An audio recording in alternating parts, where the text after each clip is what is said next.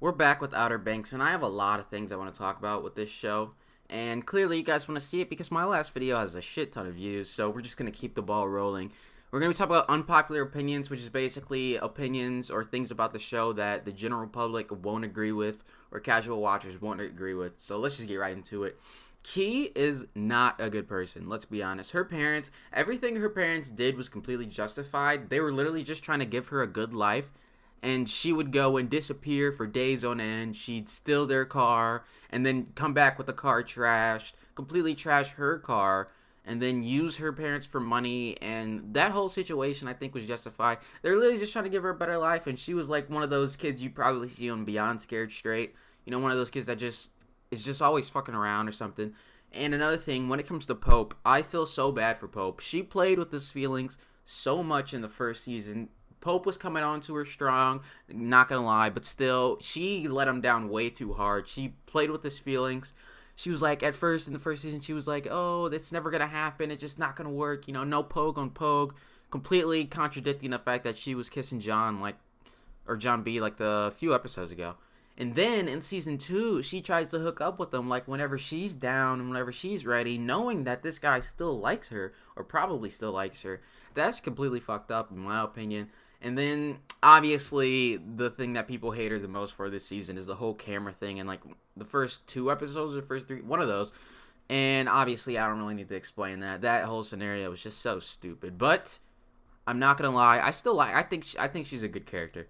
I mean, I just think I like her in the show. I think she fits well into the dynamic, and regardless of all I just said, kind of shitting on her, I still like her as a character. Now, okay, Topper is actually a pretty good guy. So people are gonna say, oh, he took advantage of her when Ward supposedly died, and I kind of understand that, but let's not forget the fact that Sarah literally cheated on him, and he still cares for her. Like, he was there for her when Rafe tried to kill her. He was there for her when Ward supposedly died, and let her stay in his house whenever she didn't want to be home or whenever she wanted to. Like, you can still tell that he obviously has a lot of love for her. Even in the first season when he played the decoy, when him, John B, and Sarah were in the church and he played the decoy to let them escape. Like, you can tell that he still has a lot of love for this girl. And I think he's a good guy when it comes to that. And I think the fact that Sarah cheated on him gets so overlooked. Like, people don't even think about that. They don't even talk about that.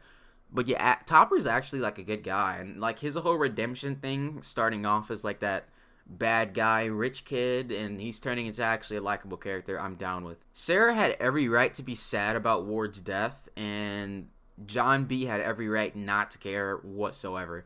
I mean, obviously, you know, that's his girlfriend. He probably should have, like, hugged her or something. But, like, if you think about it, everything Ward did to his family, when he literally killed Big John, dumped his body, or killed, with quotation marks, Big John and dumped him in the water, and he tried to attack John B on the boat in the first season with that hook thing, and literally tried to kill him.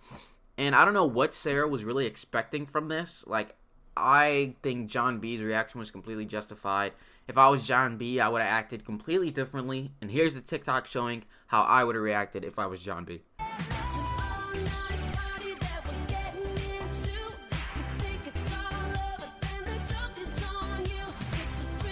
Wheezy deserves more screen time. They do her so dirty in this show, and it's kind of sad because personally, I think she's a kind of an important character in the show. She's like the last ditch effort, the whole phone a friend whenever Sarah's in a situation that the rest of the Pogues can't help her on. She's the one you call. She's always there when you need her, but she doesn't really know anything about the main storyline. She's literally just living life and a bunch of weird shit's happening. Like her dad died and her dad came back to life, and now they're on a boat leaving to fuck knows where.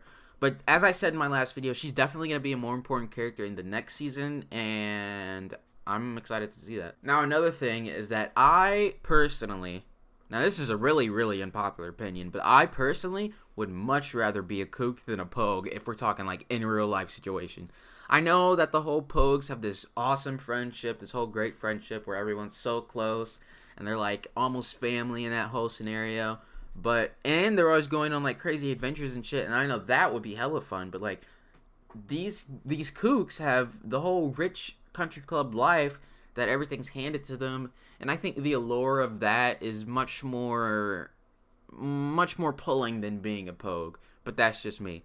And this next part is not really an unpopular opinion, but it's kind of a theory, is that I don't know if it's going to be next season or the season after that, if it goes that far, which I hope it does, is that Rafe is going to have this crazy redemption story, this whole redemption arc, and I think he's going to end up killing Ward at some point. There's just no way they don't go down that storyline, because like they've dropped hints throughout this past season that Ward had some trouble when he was young, or Rafe had some trouble when he was young, and Ward didn't care. And then Rafe was breaking down again. He's like, oh, I don't know how much more of this I can take. And Ward's like, hey, I need you to man up. I need you to be that guy. You need to be around for me. And even after all of that at the end of season 2, and, Ward was down bad, beaten up, Rafe was like, I'm gonna be there. I'm gonna step up and do all this and do all that. But yeah, in the end, I don't know how or when Ward is gonna be killed off, but it's definitely gonna be Rafe to be doing that. So that's basically all the unpopular opinions. I might have a Stranger Things video breakdown of that whole trailer coming out soon. I'm not sure, but yeah, I may have another Outer Banks video coming soon. I have another one recorded, but I don't know if I want to post it, because this one is definitely the better one.